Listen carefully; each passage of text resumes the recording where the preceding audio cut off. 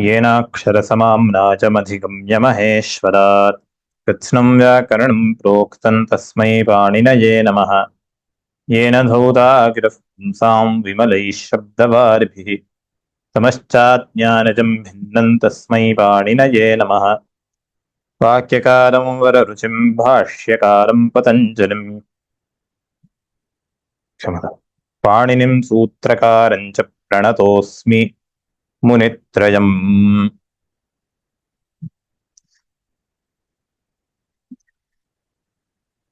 विहान अस्ति वा? आमन्नास्मि. So today we will do the patha, the lesson first. Chaturtha padah किल? आमन्न. Chaturtha pada, third verse. First part, third lesson. Right? आमन्न.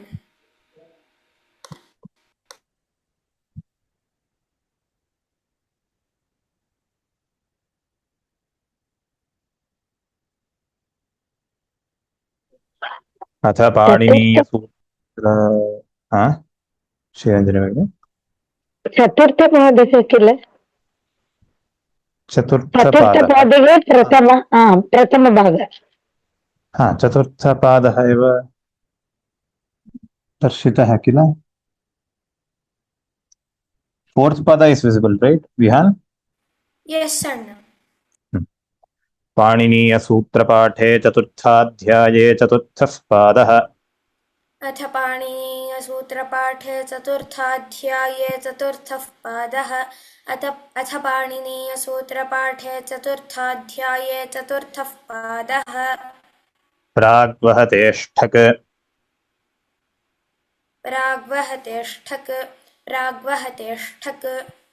तेन दीप्यति खनति जयति जितम्। तेन दीव्यति खनति जयति जितम्। तेन दीव्यति खनति जयति जितम्। संस्कृतम्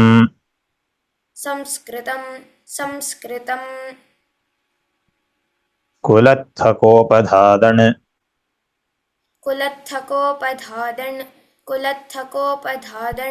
तरति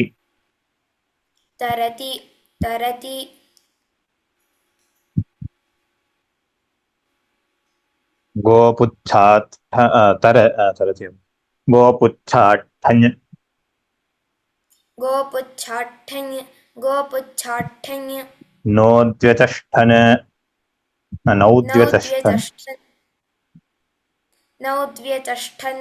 नौद्व्यचष्ठन्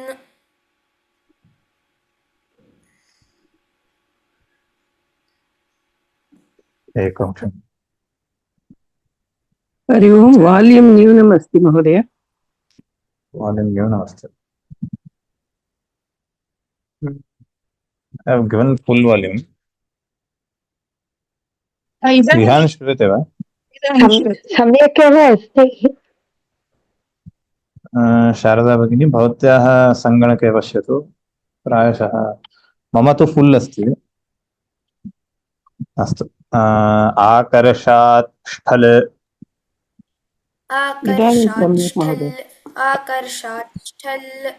पर्पादिभ्यष्ठन्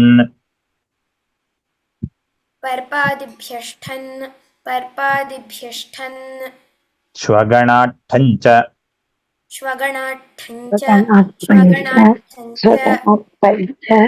वेतनादिभ्यो जीवति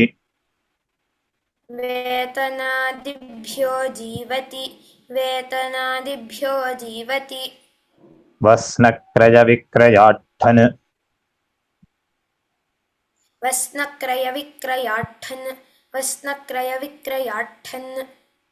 आयुधाच्छ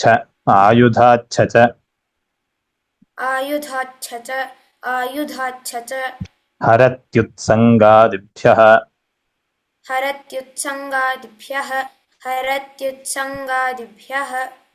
भस्त्रादिभ्यष्ठन् विभाषा वीवधवीवधात् विभाषा विवध विवधात् विभाषा विवध विवधात् विभाषा विवध विवधात् अण्कुटिलिकायाः अण्कुटिलिकायाः अण्कुटिलिकायाः निर्वृत्ते क्षत्यूतादिभ्यः निर्वृत्ते क्षद्यूतादिभ्यः निर्वृत्ते क्षद्यूतादिभ्यः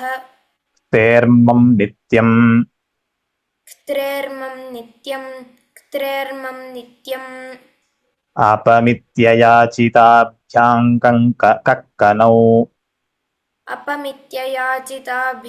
कक्कनौ अपमित्ययाचिताभ्यां कक्कनौ संसृष्टे संसृष्टे चूर्णादिनिः चूर्णादिनिः लवणाल्लुक् लवणाल्लुक् मुद्गादण् मुद्गादण् व्यञ्जनैरुपसिक्ते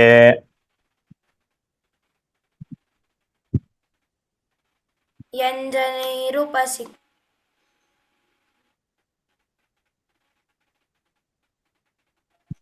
couldn't you can you repeat Vihaan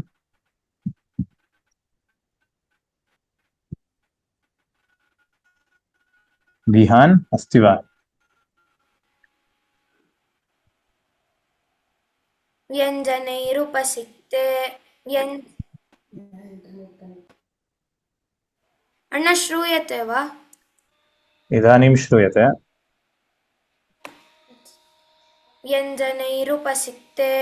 व्यञ्जनैरुपसिक्ते ओजः सहोम्भसा वर्तते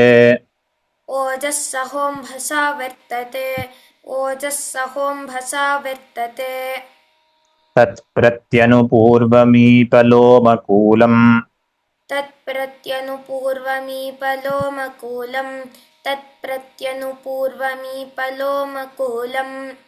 परिमुखं च प्रयच्छति गर्ह्यम्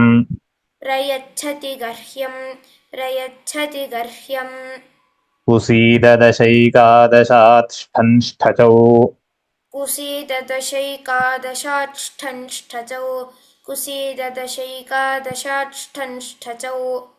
उञ्छति रक्षति शब्ददर्दुरं करोति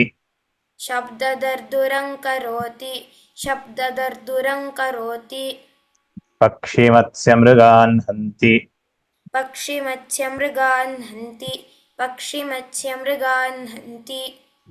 परिपन्थं च तिष्ठति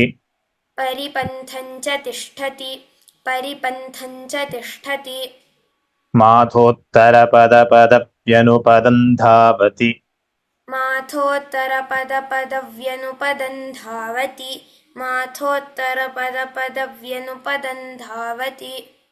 आक्रन्दाट्ठं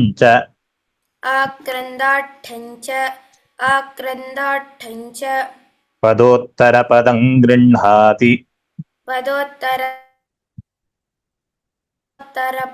गृह्णाति प्रतिकण्ठार्थललामं प्रतिकण्ठार्थललामञ्च धर्मं चरति प्रतिपथमेति ठंश्च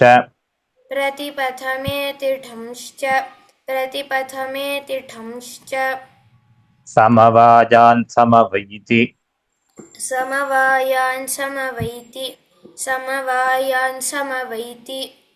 परिषदोऽन्यः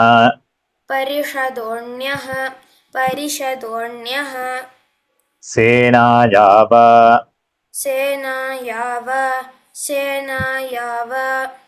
संज्ञायां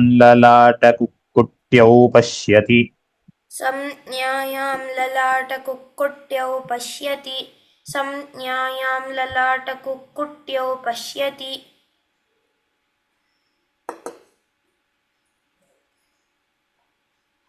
एकं क्षणम् तस्य धर्म्यं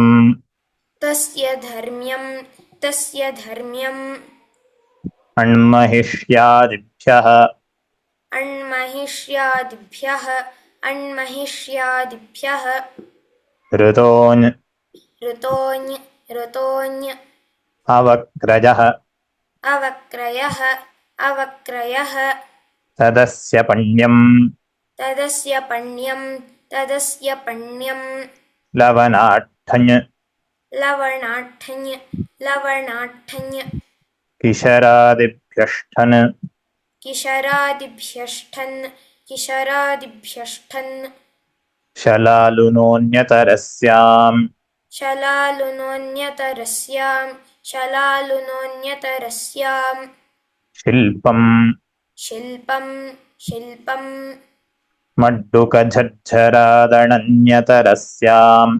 मड्डुकझर्झरादणन्यतरस्याम् मड्डुकझर्झरादणन्यतरस्याम् प्रहरणम् प्रहरणम् परश्वधाट्ठञ्च परश्वदाट्ठञ्च शक्तियष्ट्योरीकक् शक्तियष्ट्योरीकक् अस्ति नास्ति दिष्टं मतिः अस्ति नास्ति दिष्टं मतिः शीलम् शीलम् छत्रादिभ्योऽणः छत्रादिभ्योऽणः कर्माध्ययने वृत्तम् कर्माध्ययने वृत्तम् बह्वच् पूर्वपदार्थञ् ठच् बह्वच् पूर्वपदार्थच हितं भक्षाः हितं भक्षाः तदस्मै दीयते नियुक्तम् तदस्मै दीयते नियुक्तम् श्राणामां सौदनाट्टिठन् श्राणामां सौदनाट्टिठन् भक्तादनन्यतरस्याम् भक्तादनन्यतरस्याम् तत्र नियुक्तः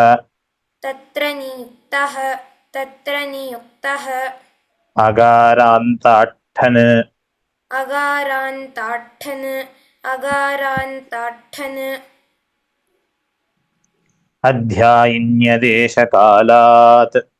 अध्यायिन्यदेशकालात् अध्यायिन्यदेशकालात्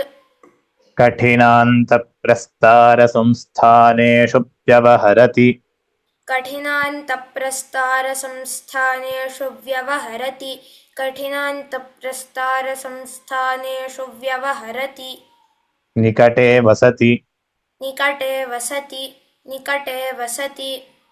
आवसथात्ष्ठल्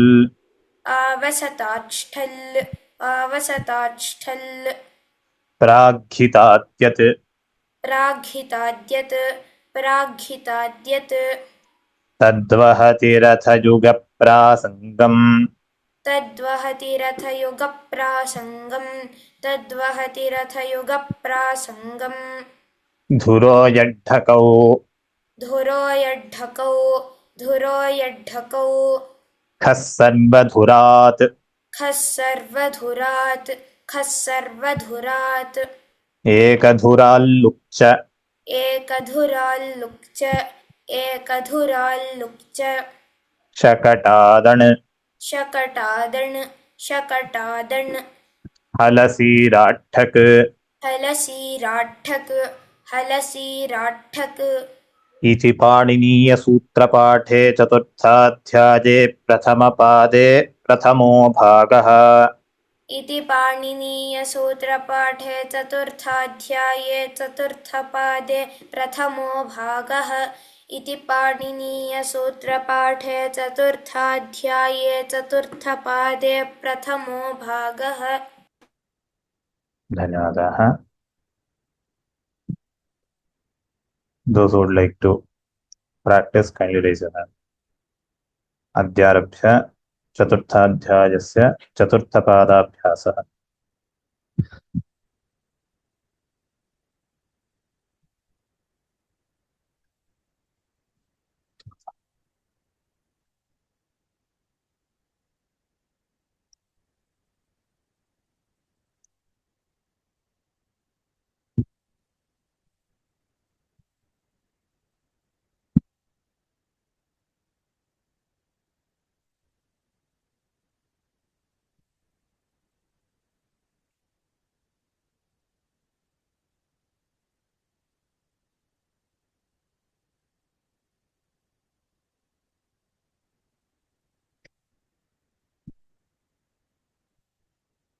हेतल भट्ट. नमस्कारः महोदय। नमस्कारः. अथ पाणिनीयसूत्रपाठे चतुर्थाध्याये चतुर्थः पादः प्राग्वः तिष्ठक। तेन दिव्यति खनति जयति तेन दीप्यति. तेन दिव्यति खनति It is जयति not divyati, दीप्यति. दीप्यति. तेन दिव्यति खनति You जयति। are telling that vakara quickly. That is, you are telling tena dipyati, divyati. It is divyati, divyati. Mahoday, दिव्यति screen is not visible. It's gone. दिव्यति तेन दिव्यति। What is visible? Nothing. Nothing, blank. Now it is अधुना visible. अधुना सम्यक्। तेन Wait, दिव्यति। wait. Now? दृश्यते। Now it is visible, Mahoday. तेन दिव्यति खनति You जयति। are telling somehow that pronunciation is not right. दी दीर्घः अस्ति महोदय, अनन्तरं व्यति दिव्यति। So it is not divyati, divyati, divyati. दिव्यति खलु? तेन दिव्यति। इदानीं स्क्रीन् दृश्यते वा? आमामामां दृश्यते सम्यक्। Wait. तेन दिव्यति खनति जयति जीतं संस्कृतं पुलत्थकोपधादन तरति गोपुच्छाढ्ढै नौद्ययचष्ठन नौद्व्यचष्ठन चरति आकर्षाच्छल परपादिभ्यष्ठन स्वगणाठैश्च वेतनादिभ्यो जीवति वस्नक्रयविक्रयाट्ठन आयुधाच्छ च हरत्युत्सङ्गादिभ्यः वस्त्रादिभ्यष्ठन विभाषाविवधात् विभाषाविवधात् विवधात् विभाषाविवधात् अण्कुटिलिकायाः निवृत्तेक्षयद्युतादिभ्यः त्रैर्मन्मित्यम् अपमित्य याचिताभ्यां कक्नौ संसृष्टे चूर्णादिनिः लवणाल्लुक मुद्गादन। अलम् भगिनि, अलम्. अस्तु, धन्यवादः। धन्यवादः.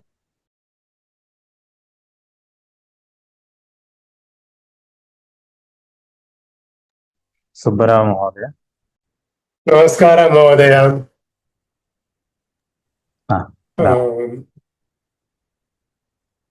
अपमित्य याचिताभ्यां कक्कनौ संसृष्टे चूर्णादिनिः लवणाल्लुक मुद्गादन् व्यञ्जनैरुपसिक्ते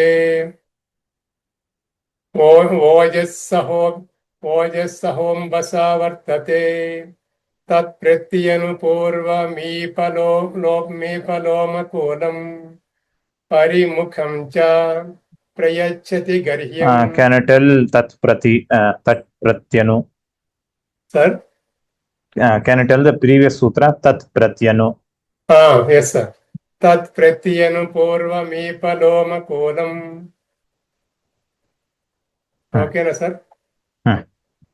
परिमुखं च प्रयच्छति गर्ह्यं कुसीदशैकदशात् स्टंष्टचौ पुञ्चति रक्षति शब्ददर्दुरं करोति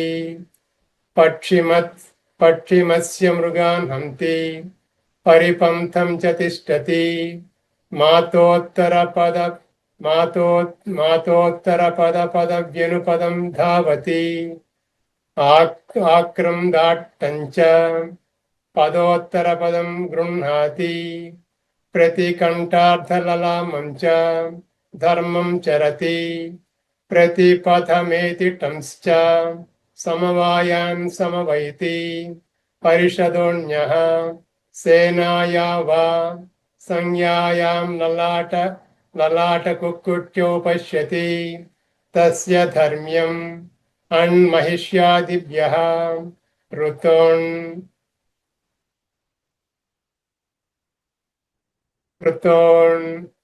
अवक्रयः तदस्य पण्यं लवणाट्टन् किशिरादिभ्यष्टन् शलालुनोऽन्यतरस्यां शिल्पम् मड्डुकजर्जरादनन्यतरस्यां प्रहरणम् परश्वधाट्टञ्च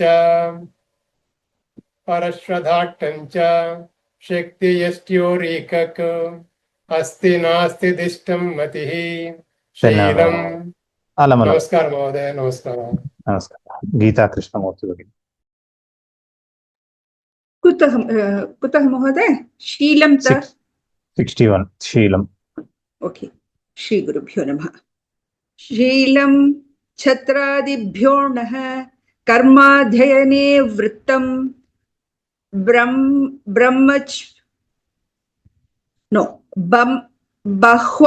बह्वच पूर्वपदार्थच हितं भक्षाः तदस्मै दीयते नियुक्तं श्राणामांसौदनाठिटन् श्राणामांसौदनाठिठन् भक्ता दणन्यतरस्यां तत्र नियुक्तः अगारान्तठन् अध्यायिन्यदेशकालात् कठिनान्त प्रस्तारसंस्थानेषु व्यवहरति निकटे वसति आवसथात् ष्ठल् प्राग्हिताद्यत्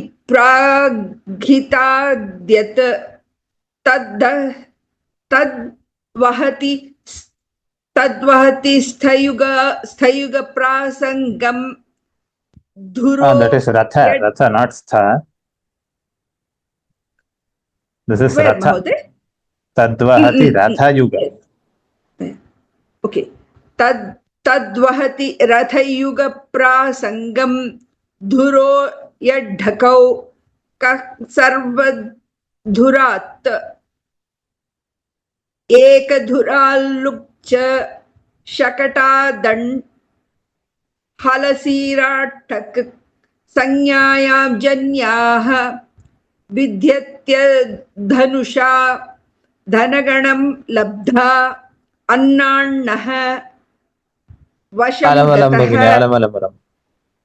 केवलम एकाशीति. No, the pace went on, so it overshot the destination. Sorry.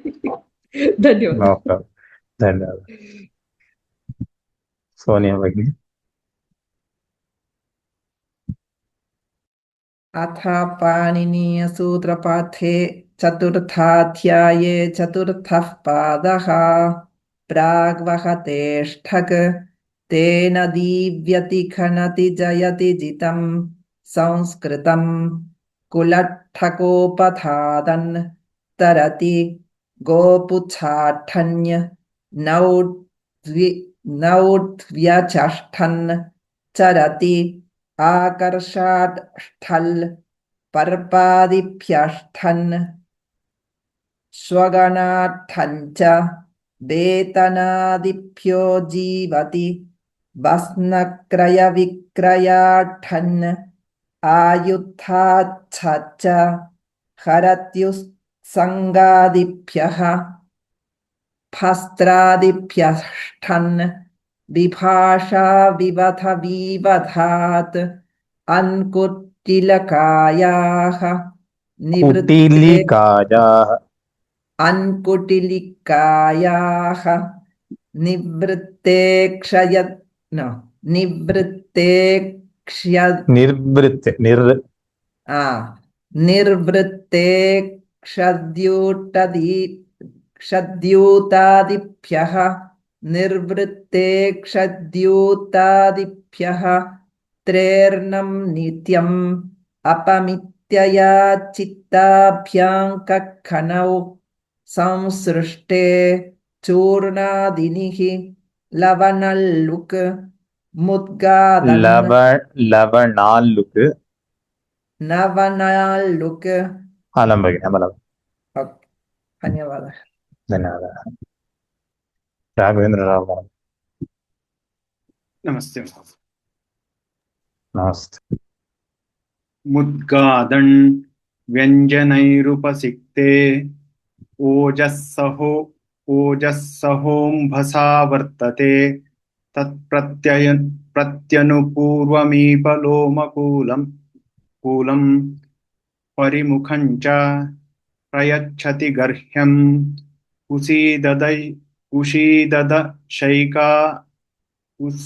कुसीददशैकादशात् ष्ठचौ उञ्छति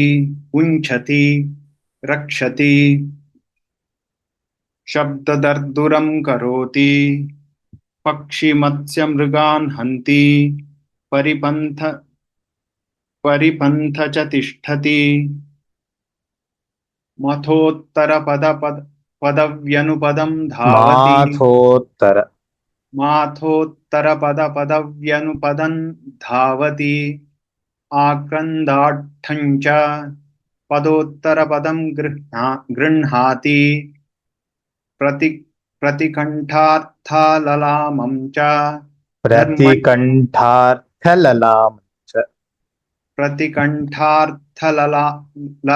प्रतिकण्ठार्थललामं च कंठार्थ महाप्राण प्रतिकण्ठार्थललामं च धर्मं चरति। धन्यवाद श्यामला भगिनी नमस्ते महोदय। नमस्ते धर्मं चरति प्रतिपन्थमेति ढञ्च प्रतिपथमेति ढञ्च समवायान् समवैति परिषदोऽन्यः सेनाया वा संज्ञायां ललाट पुक्कुट्यौ पश्यति तस्य धर्म्यं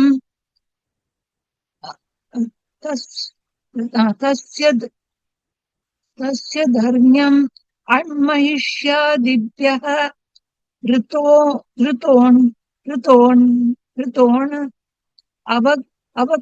अवक्रयः तदस्य पण्यं लवणाट्टैः किशरादिभ्यष्ठन् शलालुनोऽन्यतरस्यां शिल्पं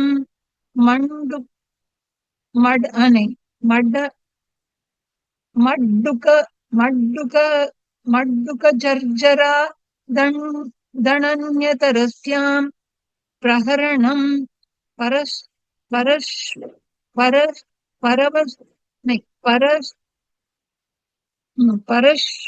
परश्वधार्थं च शक्तियश्च्योरीकक् अस्ति नास्ति दुष्टं मतिः। धन्यवादः। धन्यवादः महोदय। भरणीश्वरी।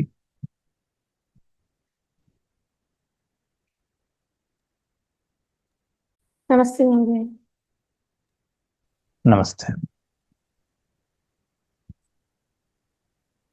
शीलं छत्रादिभ्यो नः कर्माध्ययने वृत्तं बह्वश्च पूर्वपदार्थश्च हितं बह्वच पूर्वपदात् ठच् ठच्च इति नास्ति।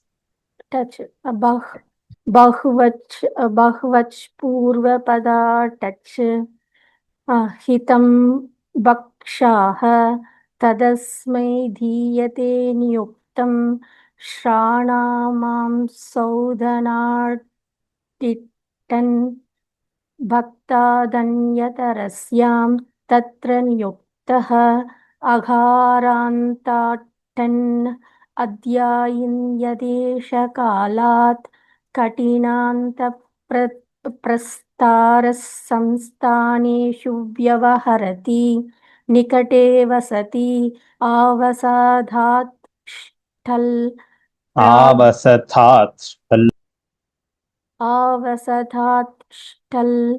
प्रागीताद्यत् तद्वहति रथयुगप्रासङ्गं दुरोयङ्ढकौ खः सर्वदुरात् एकदुराल्लुक् च शकाढाधन् हलसीरा शकटाधन्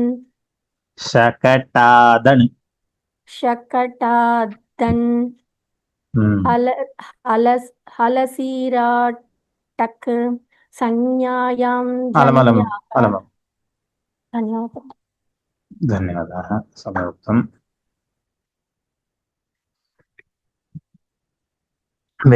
चित्रा श्रीकांत भगिनी। Namaskar, Mahodaya. Namaskar. I have a doubt. Welcome. First, I will ask my doubt, Mahodaya. The 19th Sutra, the last time also you corrected me. You said Nirvritte, somehow I am not pronouncing it properly. There is two takaras, right? Nirvritte.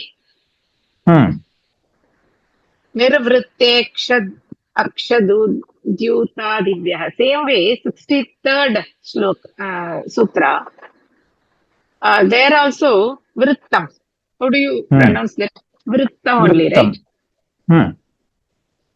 The other day I was asked to repeat that.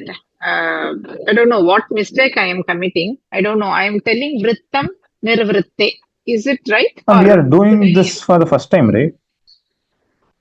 No. The first this thing I attended. I said this thing last week. No, at that time we did the third path, not fourth path. No. This one, fourth path, Abhyasa. I did this. I remember this Nirvrittam. Somehow I was making same mistake. I don't know what mistake I did. I could not understand what is the mistake in my pronunciation. Nirvritte. Is it Nirvritte or how do I pronounce? Is it right? Nirvritte akshadyuta divyah. Nirvritte. Okay. There is two takaras. So I have to give emphasis to the first takara. Right? Correct. Okay. I'll start. अथ पाणिनीय सूत्र पाठे चतुर्थाध्याये चतुर्थः पादः प्राग्वहतेष्ठक् तेन दीव्यति खनति जयति जितं संस्कृतं कुलत्थकोपधादन् तरति गोपुच्चाठं नौद्व्यचष्टन् चरति आकर्षाष्टल् पर्पादिव्यष्टन् स्वगणाढ्यं च वेतनादिभ्यो जीवति वस्त्रक्रयविक्रयाढ्यन् आयुधाच्छ च हरत्युत्सङ्गादिभ्यः वस्त्रादिभ्यष्टन् विभाषा विवधात् अण्कुटिलिकायाः निर्वृत्तेक्षद्योतादिभ्यः त्रैर्मं नित्यम् अपमित्ययाचिताभ्यां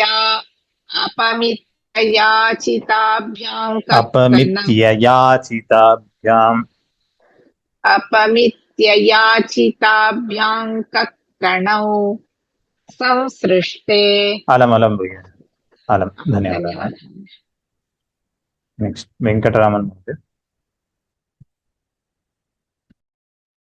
नमस्ते महोदय। नमस्ते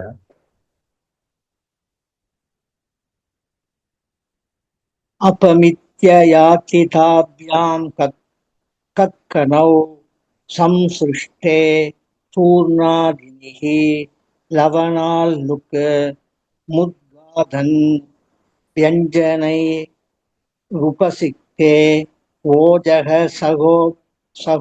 सहोऽम्बसा वर्तते तत्प्रत्युणु पूर्वमीपलोनकूलं परिमुखं च प्रयच्छति गर्ह्यम् कुसीद दशौका दशात् स्तञ्चौ कुसीद दशैकादशात् कुसीद दशैकादशात् स्तञ्चौ उच्यति रक्षति शब्ददर्दुरं करोति मत्स्य मृगान् हन्ति हरिपन्तं च तिष्ठति मोटोत्तर पदव्यनुपदं धावति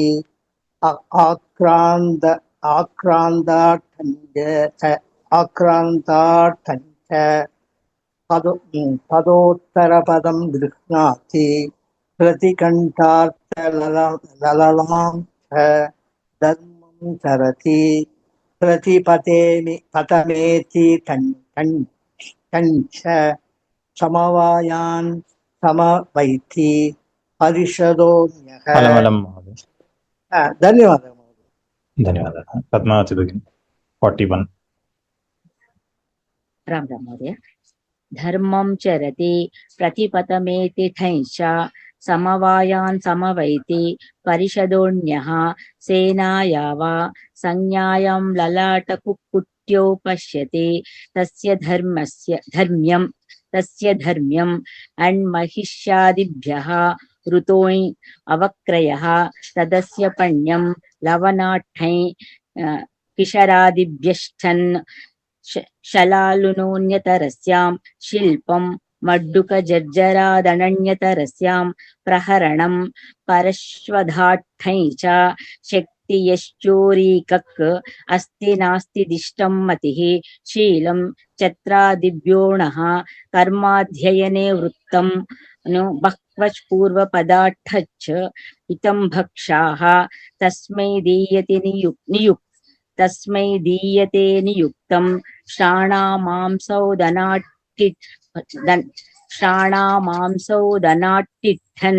भक्तादनन्यतरस्यां तत्र नियुक्तः अङ्गारान्ताठन् अध्यायिन्यदेशकालात् कठिनान्तप्रस्तारसंस्थानेषु व्यवहरति निकटे वसति आवसतास्थल्लो प्राघिताद्यत् तद्वहति रथयुगप्रासङ्गं धुरो यड्ढकौ कः सर्वधुरात् एकदुराल्लुक् शकटाद्दण् हलसीरट्टक् सावति वन महोदय हलसीरट्टक् धन्यवादः